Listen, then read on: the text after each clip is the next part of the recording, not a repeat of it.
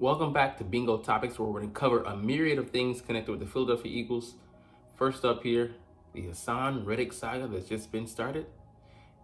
On to mock drafts. Just looking at it after the Super Bowl. What's up, it's your boy Cintron coming back at you with another analysis video. And I kid you not, that's my real name. And unfortunately, we have to talk about this one because, report, Eagles give Haason Reddick permission to seek a trade. So our top edge rusher might not be back next season.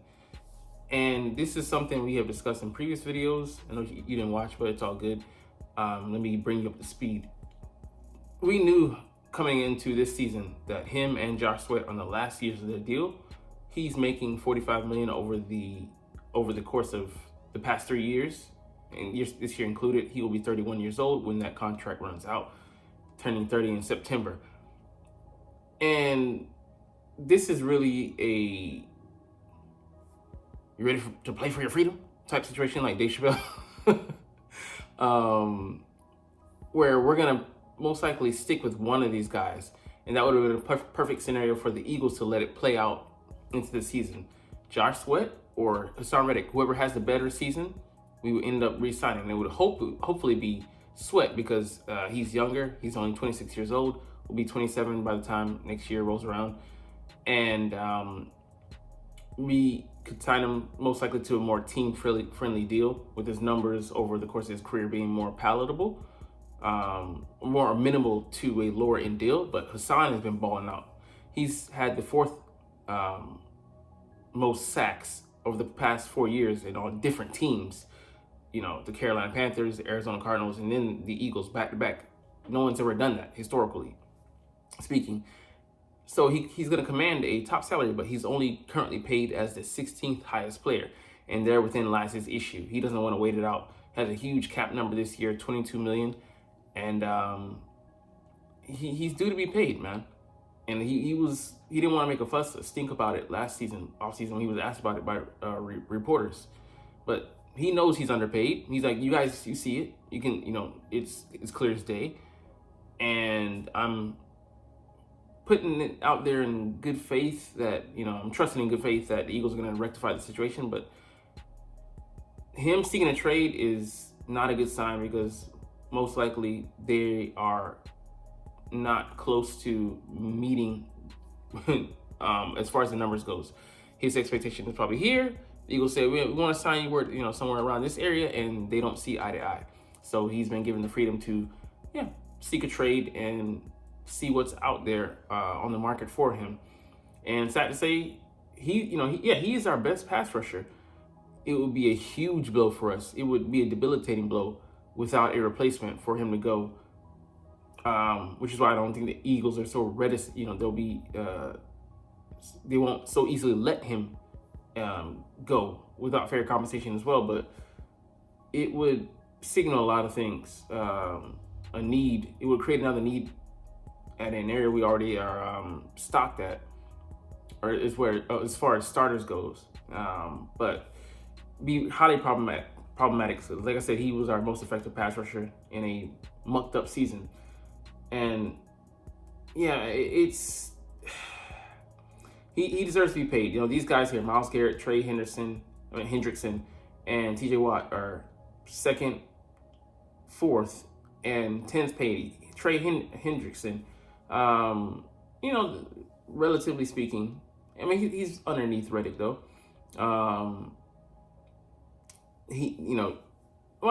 Actually production-wise he has more. But he's higher paid, and he's I would say a better talent than Reddick. He has produced, though. I'll give him that.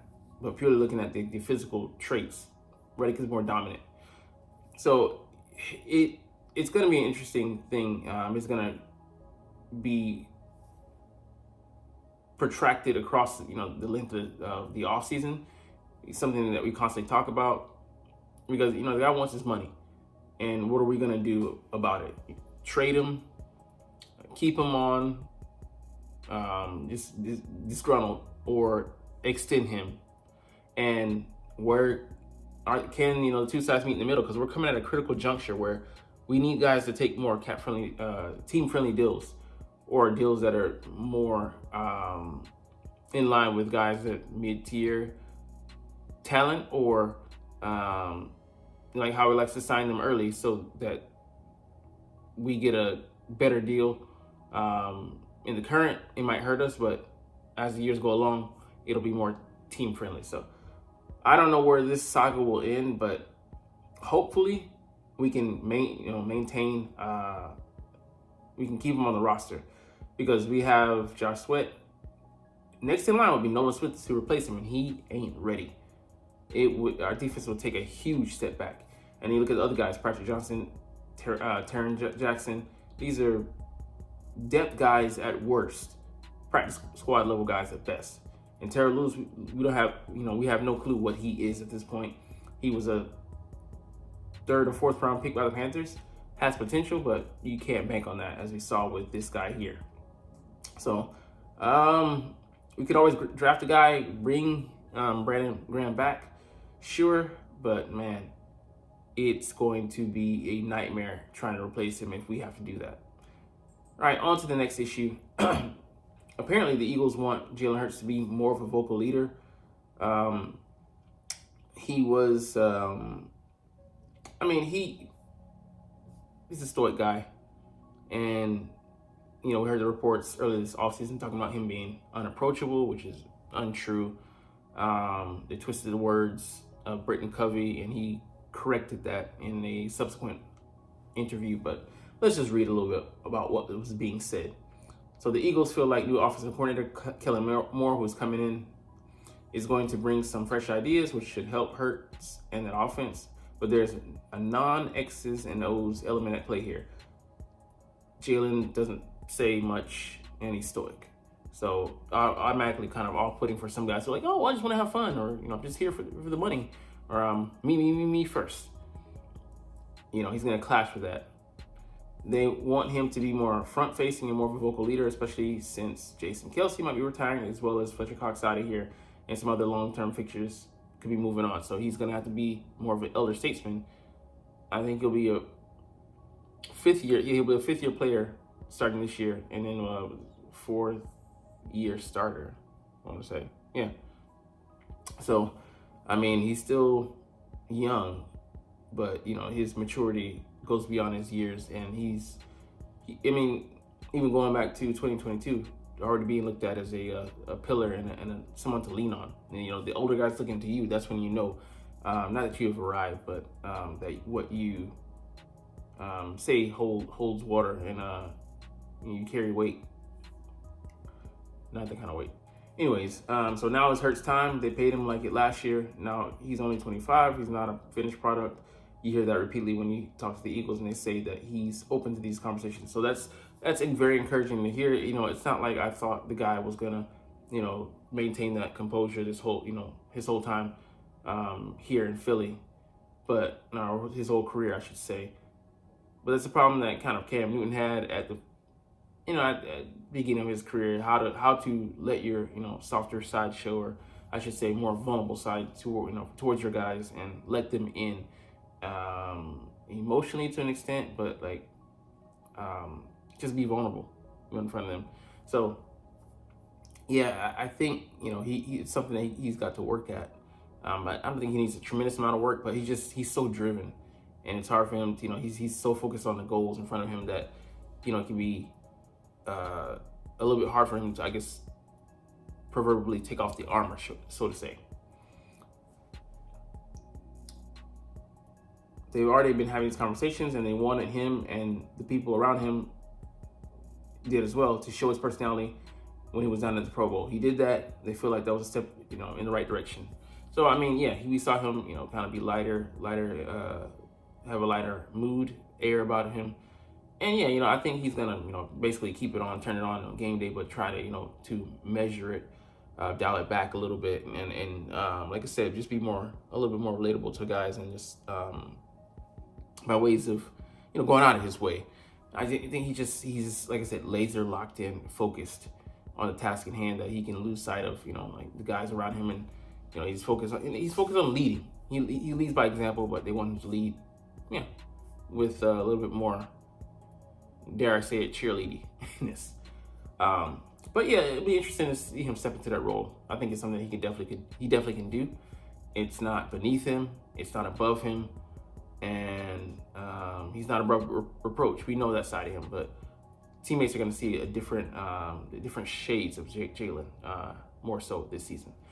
All right, let's get into our last two things, or I should say last thing. But here we have a 3-round mock draft projection for the Super Bowl week. But I hope I see what I think I'm going to see here.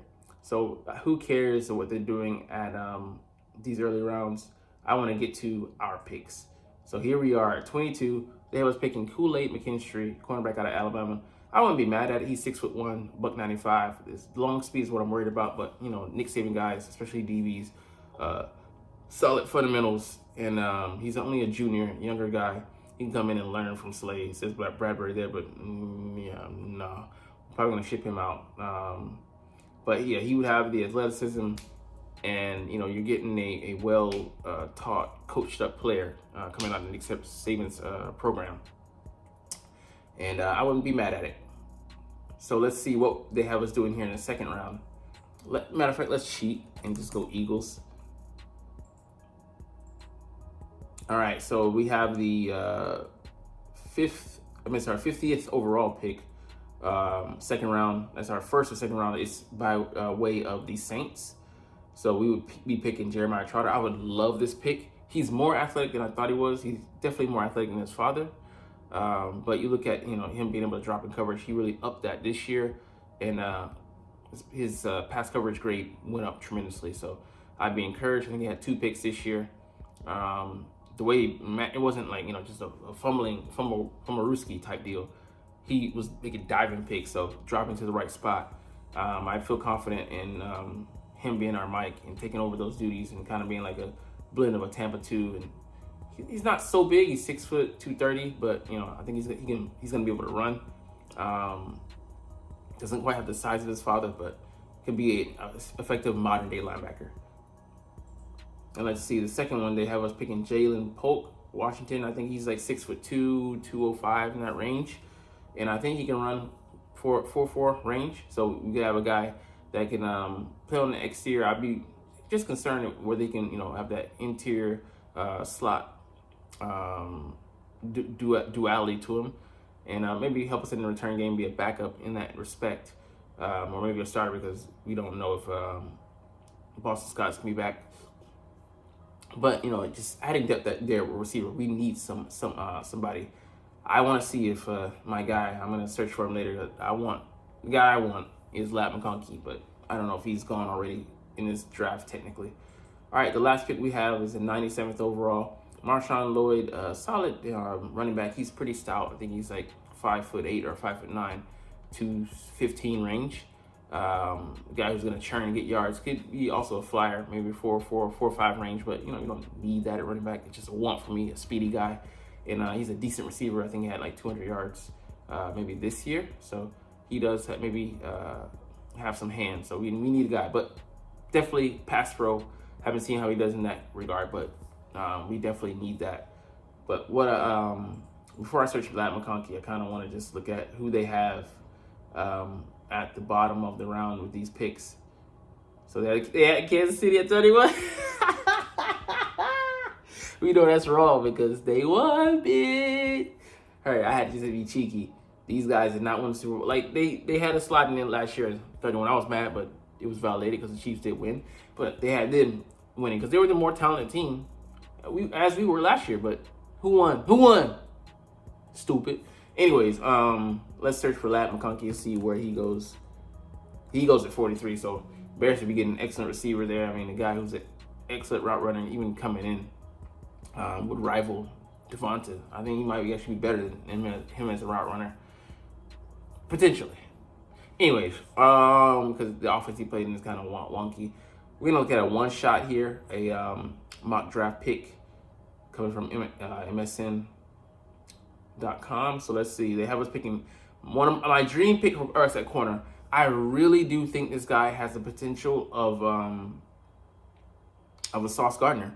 Coming from a smaller program, Cincinnati is not the biggest program. He is 6'3", 200-pound range, bigger guy, blazer. I think Quinion is fast as well. Could also play in the slot, has versatility.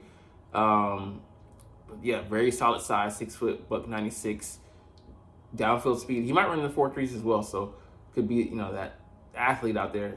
And man, he's like a prototype in the mode of a Slay, young Slay, and coming in and learning from one of the best, even though he may not have the physical tools and might be in retrograde.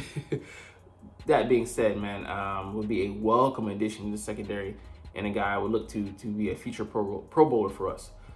Anyways, we're gonna end on that note. So you're not even watching, but it's all good because I love talking about the Eagles and I love making these videos. So anyways, I'm just happy that the 49ers didn't win the Super Bowl. I mean, call me a petty patty, but I'm a petty LaBelle. Anyways, we're gonna chunt and deuces, but as always, it's fly Eagles fly, and let's motherfucking go. Like, comment, share,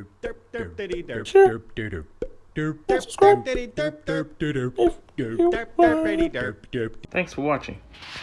Check me out at Cintron Anime, Cintron Life, or Cintron Laughs, or other social media.